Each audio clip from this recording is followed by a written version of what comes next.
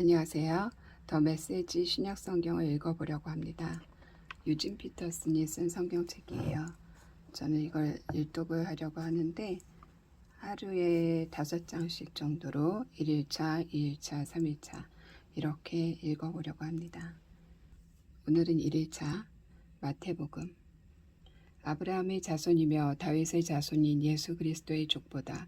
아브라함은 이삭을 낳았고 이삭은 야곱을 낳았고 야곱은 유다와 그 형제들을 낳았고 유다는 베레스와 세라를 낳았고 그들의 어머니는 다말이었다. 베레스는 헤스론을 낳았고 헤스론은 람을 낳았고 람은 아미나답을 낳았고 아미나답은 나손을 낳았고 나손은 살몬을 낳았고 살몬은 보아스를 낳았고 그의 어머니는 라합이었다. 보아스는 오벳을 낳았고 롯이 그의 어머니였다. 요벳은 이새를 낳았고 이새는 다윗을 낳았고 다윗은 왕이 되었다. 다윗은 솔로몬을 낳았고 우리아의 아내가 그의 어머니였다. 솔로몬은 르호보암을 낳았고 르호보암은 아비야를 낳았고 아비야는 아사를 낳았고 아사는 여호사밧을 낳았고 여호사밧은 요람을 낳았고 요람은 우시야를 낳았고 우시야는 요담을 낳았고 요담은 아하스를 낳았고 아하스는 히스기야를 낳았고 히스기야는 므낫세를 낳았고 므낫세는 아몬을 낳았고 아몬은 요시야를 낳았고 요시야는 여호야긴과 그 형제들을 낳았고 그 무렵에 백성이 바벨론의 포로로 잡혀갔다.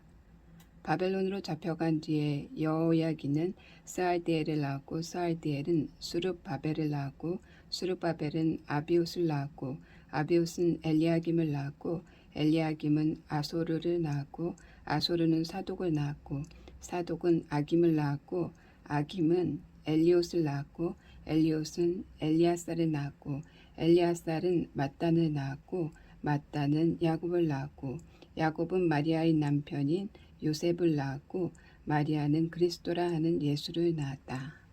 아브라함부터 다윗까지 14대, 다윗부터 바벨론으로 잡혀갈 때까지 14대, 바벨론으로 잡혀간 뒤로 그리스도까지 14대였다. 예수의 탄생. 예수께서 태어나신 경위는 이렇다. 그분의 어머니 마리아는 요셉과 약혼한 사이였다. 그들이 결혼하기 전에 요셉은 마리아가 임신한 사실을 알게 되었다. 성령으로 된 일이었으나 요셉은 그 사실을 몰랐다.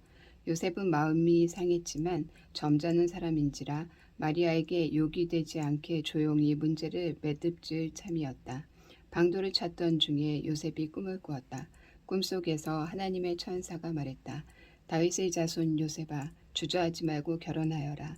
마리아의 임신은 성령으로 된 것이다. 하나님의 성령이 잉태하게 하신 것이다. 마리아가 아들을 낳을 것이니 그 이름을 예수, 하나님이 구원하신다라고 지어라. 그가 자기 백성을 그 죄에서 구원하실 것이다. 이로써 예언자가 잉태한 설교가 드디어 성취되었다. 잘 보아라. 처녀가 임신하여 아들을 낳을 것이며 그 이름을 임마누엘이라 할 것이다. 임마누엘은 히브리 말로 하나님이 우리와 함께 하신다는 뜻이다. 요셉은 잠에서 깼다. 그는 하나님의 천사가 꿈에 지시한 대로 마리아와 결혼했다. 그러나 그는 마리아가 아기를 낳을 때까지는 잠자리를 같이 하지 않았다. 그는 아기의 이름을 예수라고 지었다. 동방에서 온 학자들. 2장.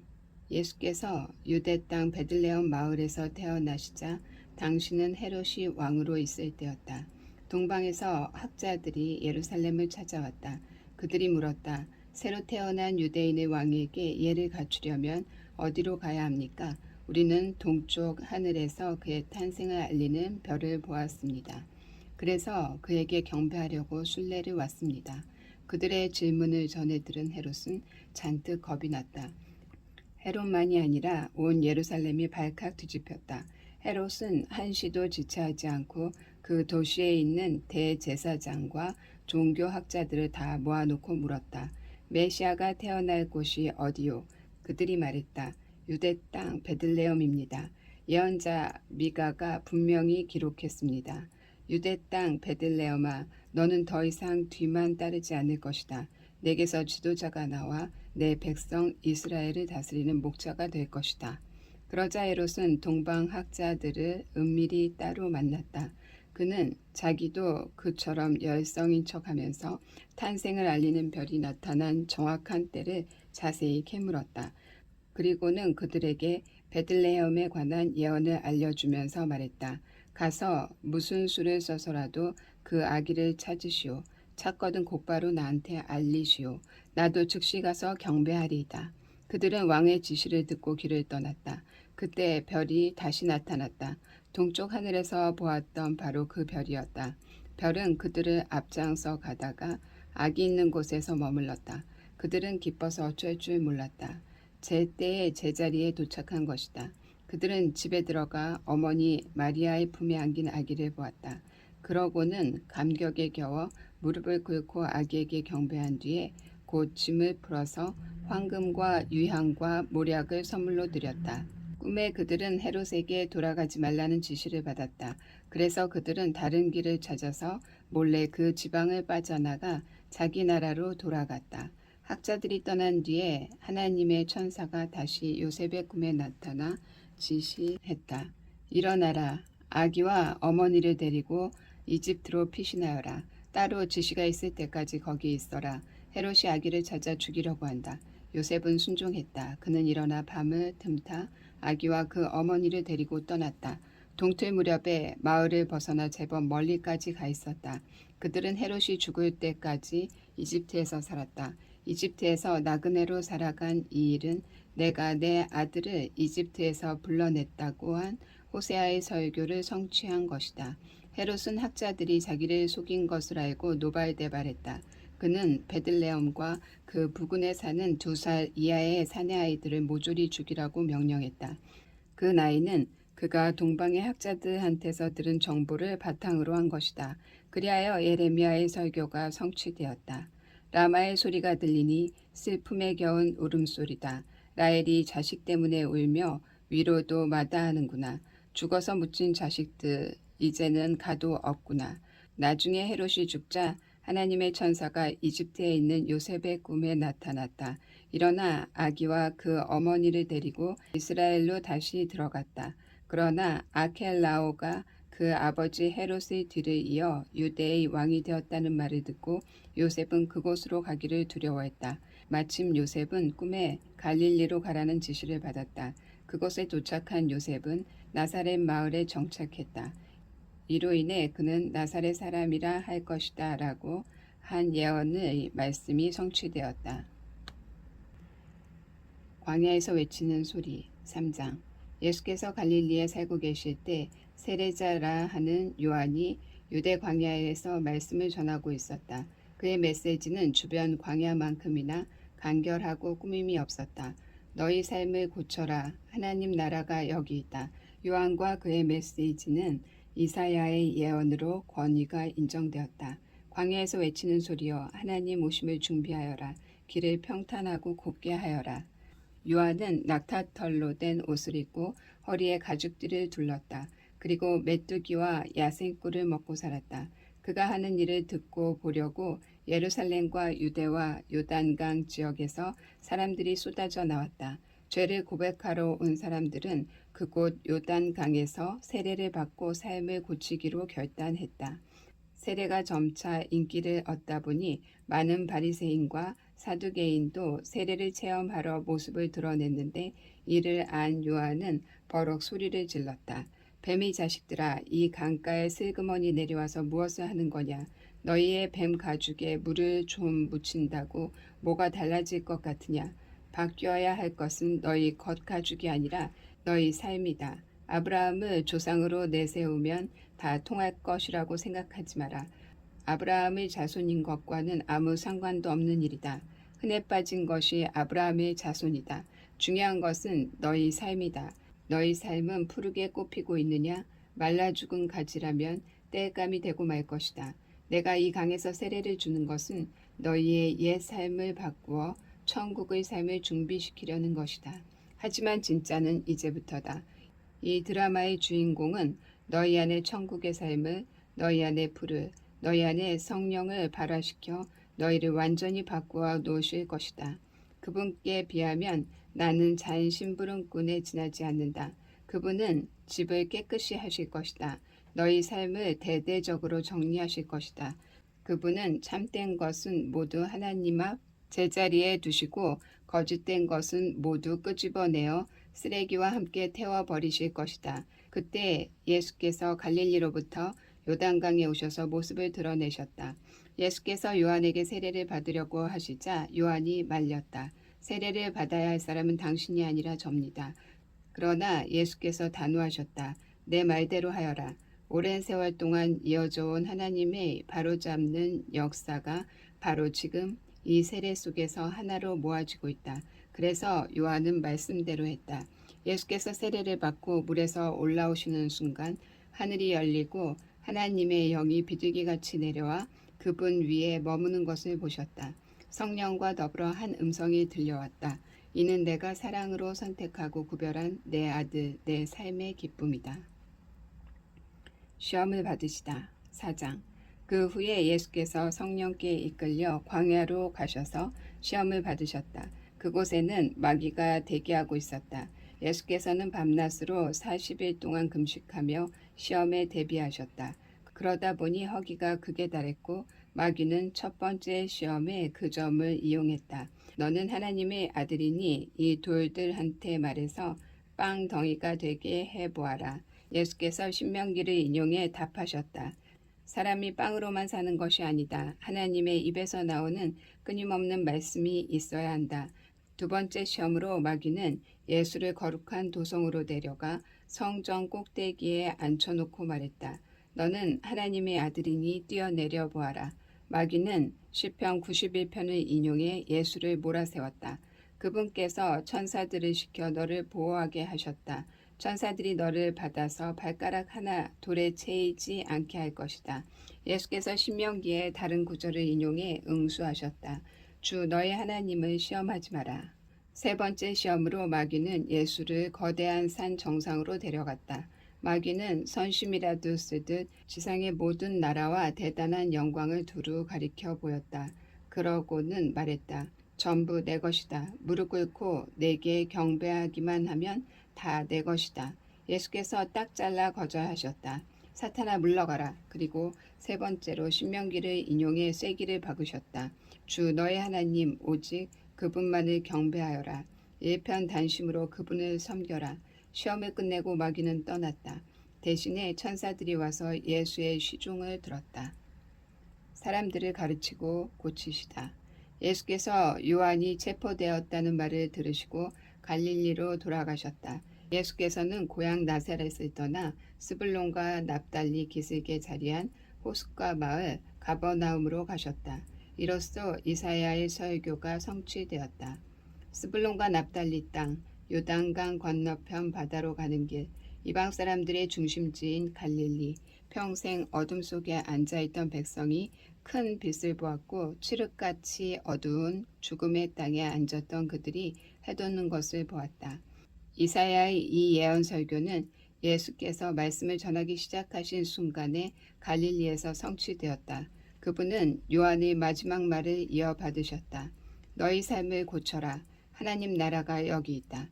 예수께서 갈릴리 호숫가를 걸어가시다가 두 형제 곧 나중에 베드로 된 시몬과 안드레를 보셨다. 그들은 호수에 그물을 던져 고기를 잡고 있었다. 고기잡이는 그들의 평소 직업이었다. 예수께서 그들에게 말씀하셨다. 나와 함께 가자. 내가 너희를 새로운 어부가 되게 하겠다. 잉어와 가물치 대신 사람을 낚는 법을 가르쳐 주겠다. 그들은 아무것도 묻지 않고 그대로 그물을 놓아두고 그분을 따라갔다. 호숫가를 좀 더 가다가 그들은 다른 두 형제 곧 세베대의 아들 야고보와 요한을 만났다. 두 형제는 아버지 세베대와 함께 배에 앉아서 그물을 손질하고 있었다. 예수께서는 그들에게도 똑같이 제안하셨다. 그들 역시 배와 자기 아버지를 버려두고 곧바로 그분을 따라갔다. 예수께서 거기서부터 온 갈릴리를 두루 다니셨다. 예수께서는 회당을 집회 장소로 삼아 사람들에게 하나님의 진리를 가르치셨다. 하나님 나라가 그분의 주제였다. 바로 지금 그들이 하나님의 선하신 통치 아래 있다는 것이었다. 또한 예수께서 질병과 잘못된 생활로 고통받는 사람들을 고쳐주셨다. 로마의 지배를 받던 시리아 전 지역에 소문이 퍼졌다. 사람들은 정신질환, 정서질환, 신체질환 할 것 없이 아픈 사람이면 누구나 데려왔다. 예수께서는 그를 한 사람 한 사람 고쳐주셨다. 점점 더 많은 사람들이 모여들었다. 그 행렬은 끝이 없었다. 갈릴리에서 온 사람들 외에도 호수 건너편 데가볼리 열성읍에서 사람들이 무리지어 왔다. 예루살렘과 유대에서 온 사람들도 있었고 요단강 건너편에서 온 사람들도 있었다. 너희는 복이 있다. 5장. 예수께서 자신의 사역으로 인해 큰 무리가 몰려드는 것을 보시고 산에 올라가셨다. 예수께 배우고 그분께 인생을 건 사람들도 함께 올라갔다. 조용한 곳에 이르자 예수께서 자리에 앉으셔서 산행에 함께한 사람들을 가르치셨다. 예수께서 하신 말씀은 이렇다. 벼랑 끝에 서 있는 너희는 복이 있다. 너희가 작아질수록 하나님과 그분의 다스림은 커진다. 가장 소중한 것을 잃었다고 느끼는 너희는 복이 있다. 그때야 너희는 가장 소중한 분의 품에 안길 수 있다. 더도 말고 덜도 말고 자신의 모습 그대로 만족하는 너희는 복이 있다. 그때 너희는 돈으로 살 수 없는 모든 것의 당당한 주인이 된다. 하나님께 입맛이 당기는 너희는 복이 있다. 그분은 너희 평생에 맛볼 최고의 음식이요 음료다. 남을 돌보는 너희는 복이 있다. 그렇게 정성 들여 돌보는 순간에 너희도 돌봄을 받는다. 내면 세계 곧 마음과 생각이 올바른 너희는 복이 있다. 그때에야 너희는 바깥 세상에서 하나님을 볼 수 있다. 경쟁하거나 다투는 대신에 협력하는 모습을 보여주는 너희는 복이 있다. 그때 너희는 진정 자신이 누구이며 하나님의 집에서 자신의 자리가 어디인지 알게 된다. 하나님께 헌신했기 때문에 박해를 받는 너희는 복이 있다. 그 박해로 인해 너희는 하나님 나라에 더 깊이 들어가게 된다. 그뿐 아니다. 사람들이 내 평판을 떨어뜨리려고 너희를 깔보거나 내쫓거나 너희에 대해 거짓을 말할 때마다 너희는 복을 받은 줄로 알아라. 그들이 그렇게 하는 이유는 진리가 너무 가까이 있어서 그들이 불편을 느끼기 때문이다. 그런 일이 일어날 때 너희는 기뻐해도 좋다. 아예 만세를 불러도 좋다. 그들은 싫어하겠지만 나는 좋아하니 말이다. 온 천국이 박수를 보낼 것이다. 또한 너희만 그런 일을 당하는 것이 아님을 알아라. 내 증언자와 증인들은 언제나 그런 고생을 했다. 소금과 빛. 너희가 여기 있는 이유를 말해주겠다. 너희는 소금을 쳐서 이 땅에 하나님 맛을 드러내라고 여기 있는 것이다. 너희가 짠맛을 잃으면 사람들이 어떻게 경건의 맛을 알겠느냐. 너희가 쓸모 없어지면 결국 쓰레기통에 버려질 것이다. 이렇게 말할 수도 있다. 너희는 빛이 되어 세상에 하나님의 빛깔을 드러내라고 여기 있는 것이다. 하나님은 감추어둘 비밀이 아니다. 우리는 이 비밀을 훤히 드러낼 것이다. 산 위에 있는 도시만큼 훤히 드러낼 것이다. 내가 너희에게 등불을 들고 있게 한다면 설마 너희는 내가 너희를 통 속에 숨겨두리라고 생각하지 않을 것이다. 나는 너희를 단 위에 둘 것이다. 내가 너희를 언덕 위에 등불 놓는 단 위에 두었으니 빛을 비추어라. 너희에게 오는 손님을 기쁘게 맞이하라. 후하게 베풀며 살아라. 너희가 다른 사람들에게 마음을 열면 그들도 너희에게 자극을 받아 하나님께 하늘에 계신 자비로우신 아버지께 마음을 열게 될 것이다. 하나님 율법의 완성. 내가 하나님의 율법이든 예언자든 성경을 폐하러 왔다고 생각하지 마라. 내가 온 것은 폐하려는 것이 아니라 오히려 완성하려는 것이다. 나는 그 모든 것을 거대한 하나의 파노라마 속에 아우를 것이다. 하나님의 율법은 하늘의 별과 너희가 발을 딛고 있는 땅보다 더 현실적이며 영속적이다. 별들이 다 불타버리고 땅이 닳아 없어진 뒤에도 하나님의 율법은 살아서 역사할 것이다. 하나님의 율법에서 가장 작은 항목이라도 하찮게 여긴다면 너희 스스로를 하찮게 여기는 꼴밖에 되지 않는다. 그러나 율법을 진지하게 대하고 다른 사람들에게 그 길을 보여주면 너희는 천국에서 영광을 얻을 것이다. 옳게 사는 문제에서 너희가 바리새인들보다 훨씬 낫지 않으면 천국에 들어갈 생각은 아예 하지 말아야 한다.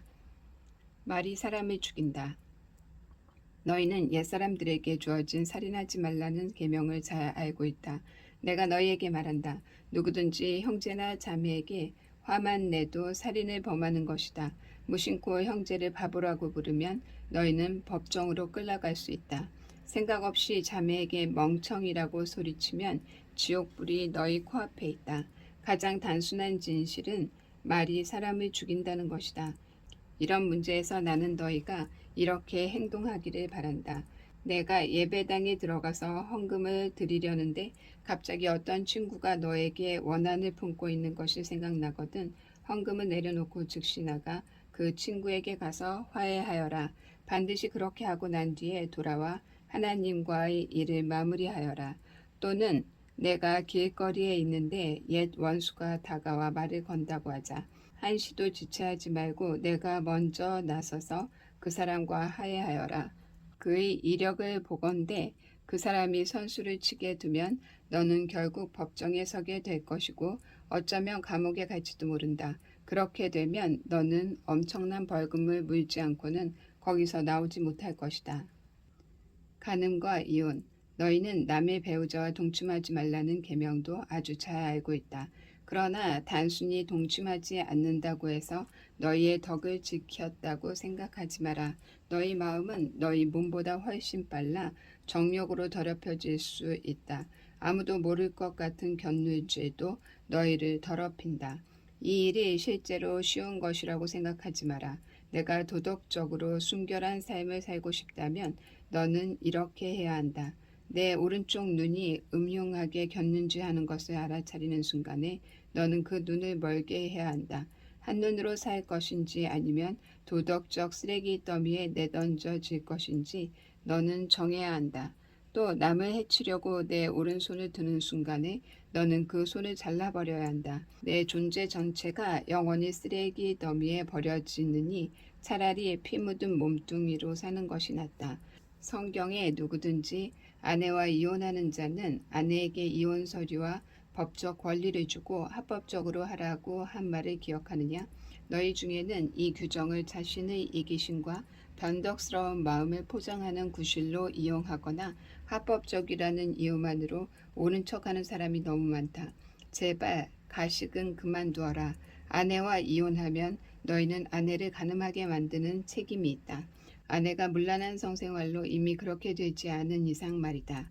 또 그렇게 이혼한 여인과 결혼하면 너희도 자동으로 가늠하는 자가 된다. 법을 구실 삼아 도덕적 타락을 미화할 수 없다. 마음에 없는 말을 하지 마라. 그리고 마음에 없는 말을 아예 하지 마라. 이 권고는 우리 전통에 깊숙이 박혀 있다. 기도해 주겠다고 말하고는 기도하지 않거나 마음에도 없으면서 하나님이 함께 하시기를 빈다고 하며 경건한 말로 연막을 치면 상황이 더 악화될 뿐이다. 종교적 장식을 멋지게 한다고 해서 너희 말이 진실해지는 것은 아니다. 너희 말을 거룩하게 할수록 그 말의 진실성은 떨어진다. 그러면 그렇다, 아니면 아니다 라고만 하여라. 자기 뜻을 관철하려고 말을 조작하다가는 잘못된 길로 빠진다. 원수를 사랑하여라. 다시 생각해 봐야 할 옛말이 또 있다. 눈에는 눈, 이에는 이라는 말이다. 그렇게 해서 문제가 해결되겠느냐? 내가 하고 싶은 말은 이것이다. 절대로 되받아치지 마라. 누가 너를 치거든 그 자리에 서서 맞아라. 누가 너를 법정으로 끌고 가서 내 셔츠를 달라고 소송하거든 내 가장 좋은 외투까지 잘 포장해 선물로 주어라. 그리고 누가 너를 억울하게 이용하거든 종의 삶을 연습하는 기회로 삼아라. 똑같이 갚아주는 것은 이제 그만하여라. 너그럽게 살아라. 너희는 옛 율법에 기록된 친구를 사랑하라는 말과 기록에는 없지만 원수를 미워하라는 말을 잘 알고 있다. 나는 거기에 이의를 제의한다. 나는 너희에게 원수를 사랑하라고 말하겠다. 원수가 어떻게 하든지 너희는 최선의 모습을 보여라. 누가 너희를 힘들게 하거든 그 사람을 위해 기도하여라. 그러면 너희는 너희의 참된 자, 하나님이 만드신 자를 찾게 될 것이다. 하나님도 그렇게 하신다. 그분은 착한 사람이든 악한 사람이든 친절한 사람이든 비열한 사람이든 상관없이 모두에게 가장 좋은 것, 해의 온기와 비의 양분을 주신다. 너희가 사랑할 만한 사람만 사랑하는 것이 고작이라면 상금을 바랄 수 있겠느냐? 그것은 누구나 하는 일이다. 너희가 만일 너희에게 인사하는 사람에게만 겨우 인사한다면 상금을 바랄 수 있겠느냐? 그것은 죄인도 흔히 하는 일이다. 한마디로 내 말은 성숙한 사람이 되라는 것이다. 너희는 천국 백성이다. 그러니 천국 백성답게 살아라. 하나님이 주신 너희 신분에 합당하게 살아라. 하나님께서 너희에게 하시는 것처럼 너희도 다른 사람들을 대할 때 너그럽고 인자하게 살아라. 오늘은 여기까지 읽고 제2일차에 뵙겠습니다.